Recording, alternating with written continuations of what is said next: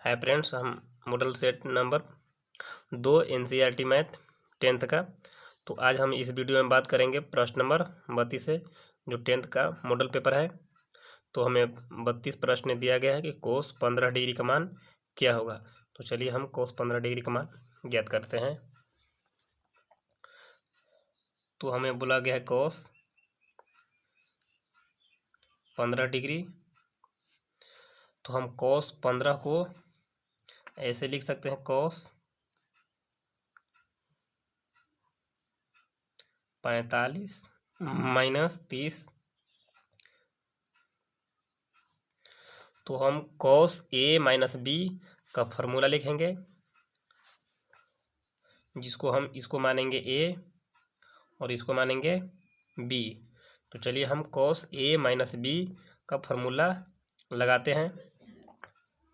Cos A minus B का formula होता है। तो चलिए हम फॉर्मूला लिखते हैं। तो हम फार्मूला लिख चुके हैं। कॉस ए माइनस बी का फार्मूला होता है cos A into cos B plus sin A into sign B. तो चलिए हम कॉस ए का मान रखते हैं। तो ए का मान हमें दिया गया 45 डिग्री। तो लिखेंगे कॉस ए का मान 45 डिग्री इंटू कॉस बी तो 30 डिग्री दिया गया है। तो लिखेंगे कॉस 30 डिग्री प्लस साइन ए। तो ए का मान हो जाएगा 45 डिग्री। तो लिखेंगे sine 45 degree into sign B. तो बी के लिखेंगे 30 डिग्री। तो होगा साइन 30 डिग्री। तो चलिए हम इसे आगे सॉल्व करेंगे। तो कॉस 45 डिग्री का मान होता है 1/√2 इंटू का मतलब होता है गुना। कॉस 30 का मान होता है √3/2 प्लस साइन 45 का मान होता है 1/√2 गुने साइन 30 का मान होता है 1/2। तो चलिए हम इसे आगे सॉल्व करेंगे।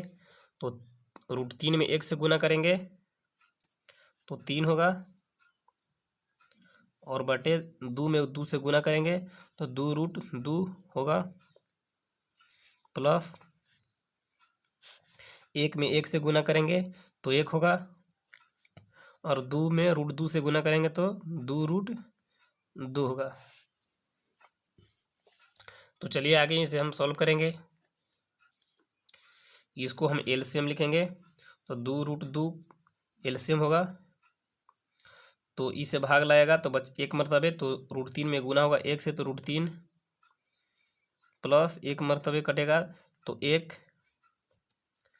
तो √3 प्लस 1/2√2 हमारा आंसर होगा। तो चलिए हम ऑप्शन देख लेते हैं। 3 प्लस 1/2√2 √3 प्लस 1 √3 प्लस 1/2√2 हमारा ऑप्शन नंबर बी सही होगा। तो चलिए आगे इसे हम प्रश्न नंबर 33 लेते हैं। तो हमें 33 में प्रश्न में दिया गया है कि tan थीटा बराबर 1, तो थीटा का मान क्या होगा। तो चलिए हम इसे सॉल्व करेंगे। तो हम लिख चुके हैं कि tan थीटा बराबर 1, तो थीटा का मान हमें ज्ञात करना है। तो चलिए आगे इसे सॉल्व करेंगे। tan थीटा बराबर tan कितना का मान होता है 1, तो लिखेंगे कि tan 45 डिग्री का मान होता है 1। तो हम एक जगह पर 45 डिग्री लिख सकते हैं। तो tan से tan हमारा कैंसिल हो जाएगा, तो बचेगा थीटा। तो थीटा बराबर होगा 45 डिग्री। तो हमें आंसर मिला थीटा बराबर 45 डिग्री। तो चलिए हम ऑप्शन देख लेते हैं। तो ऑप्शन नंबर डी हमारा 45 डिग्री सही होगा। तो चलिए आगे प्रश्न हम देखते हैं। प्रश्न नंबर 34। तो प्रश्न नंबर 34 में हमें दिया गया है कि एक झंडे के लट्ठे के पात से 50 मीटर की दूरी पर एक बिंदु ए है। यदि कोण PAB बराबर 60 डिग्री, तो झंडे की ऊंचाई क्या है। तो चलिए हम एक झंडा लेते हैं जिसके पात से 50 मीटर दूरी पर एक बिंदु ए है। यदि कोण PAB बराबर 60 डिग्री, तो झंडे की ऊंचाई ज्ञात करना है। तो चलिए प्रश्न नंबर हम 34 देखते हैं कि बोला गया है एक झंडा। तो चलिए हम एक झंडे के लाठा यानी डंडा पार लेते हैं। तो ये हमारा झंडा के डंडा है।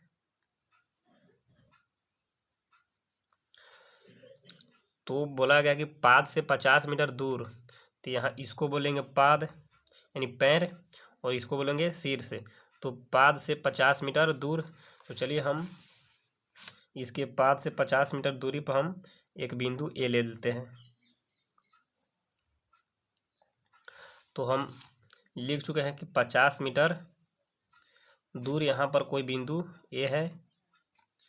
तो बोला गया है कि पी ए बी 60 डिग्री, तो इसका यानी पी ए बी 60 डिग्री होगा। तो इसको हम रेखा बना देते हैं।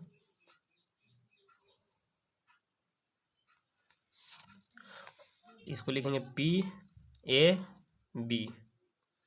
तो हमें क्वेश्चन में दिया गया पी ए बी बराबर 60 डिग्री। पी ए बी जिसका कोण बीच में होगा वही कोण होगा। तो ए हमारा बीच में है, तो ए 60 डिग्री होगा। तो बोला गया है कि झंडे की ऊंचाई ज्ञात कीजिए। झंडा की ऊंचाई ये चीज़ को लिखेंगे, तो ऊंचाई हमें ज्ञात करना है। यहाँ समकोण बनेगा, तो थीटा हमारा 60 डिग्री, तो 60 डिग्री के सामने का भुजा होगा लंब और ये होगा आधार। तो लंब आधार किसका फार्मूला होता है? तो tan का फार्मूला होता है। tan कितना है? तो tan 60 डिग्री। तो चलिए हम लिखेंगे tan 60 डिग्री बराबर थीटा हमारा है, थीटा के सामने भुजा लंब होगी, तो लंब हमारा होगा h बटे आधार 50। तो tan का फार्मूला होता है लंब बटे आधार। tan 60 डिग्री का मान होता है √3 बराबर h बटे 50। इसको कुछ नहीं के बटे हम 1 लिखेंगे और इसको तिरछा तिरछी गुना करेंगे।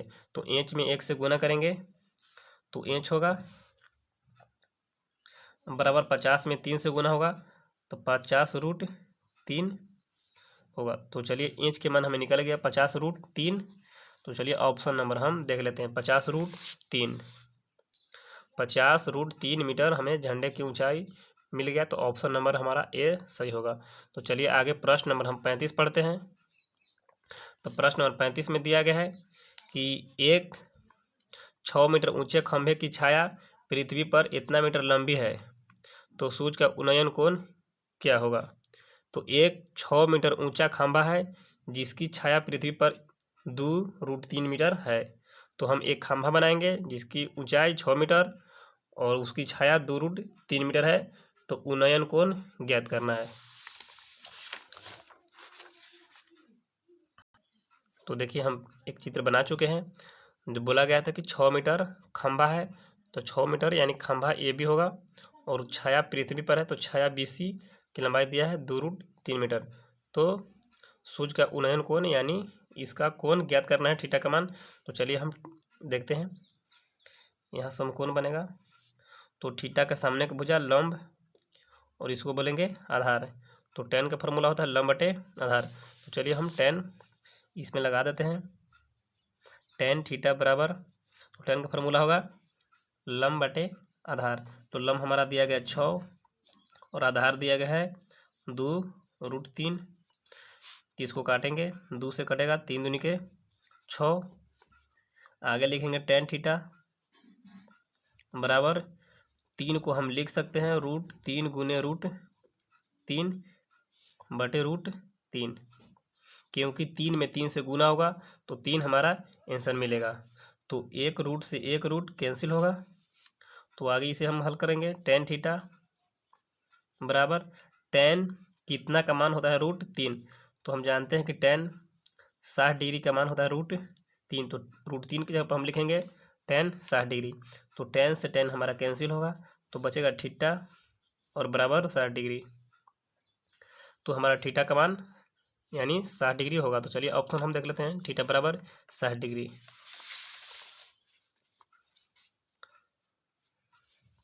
तो हमारा ऑप्शन नंबर ए 60 डिग्री सही होगा।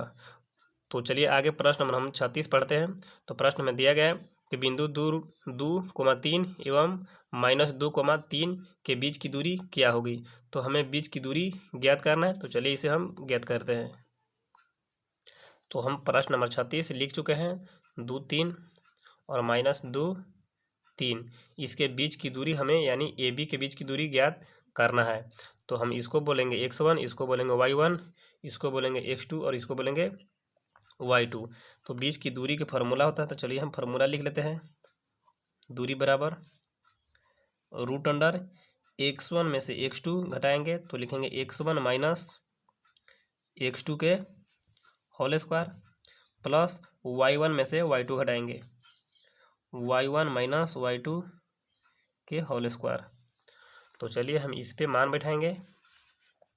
तो हमें दिया गया है x1 का मान 2 माइनस x2, तो x2 दिया है -2 और यहाँ भी माइनस, तो माइनस माइनस प्लस होगा 2।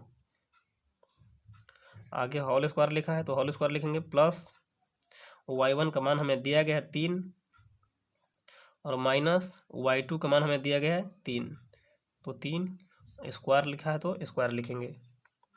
आगे इसे हल करेंगे हम, तो 2 और 2 4 होगा और 4 के स्क्वायर लगा है तो स्क्वायर प्लस 3 में से 3 घटेगा तो बचेगा 0, स्क्वायर लगा है तो स्क्वायर। इसे आगे हम हल करेंगे तो 4 के स्क्वायर 16 प्लस 0 के स्क्वायर 0, तो 16 में 0 जोड़ेंगे तो 16 ही होगा, तो 16 का वर्गमूल होगा 4, तो हमारा बीच की दूरी आएगा 4। तो चलिए ऑप्शन हम देख लेते हैं कि 4 हमें दिया है कि नहीं। तो 4 यानी ऑप्शन नंबर बी हमारा सही होगा। तो आगे प्रश्न नंबर 37 में हमें दिया गया है कि बिंदु 2, 3 की दूरी मूल बिंदु से कितनी होगी। तो मूल बिंदु हमें कहता है तो हम मूल बिंदु मानते हैं 0,0, तो x के मान भी 0 होगा और y के मान 0। तो चलिए हम मूल बिंदु से इसका दूरी हम निकालते हैं।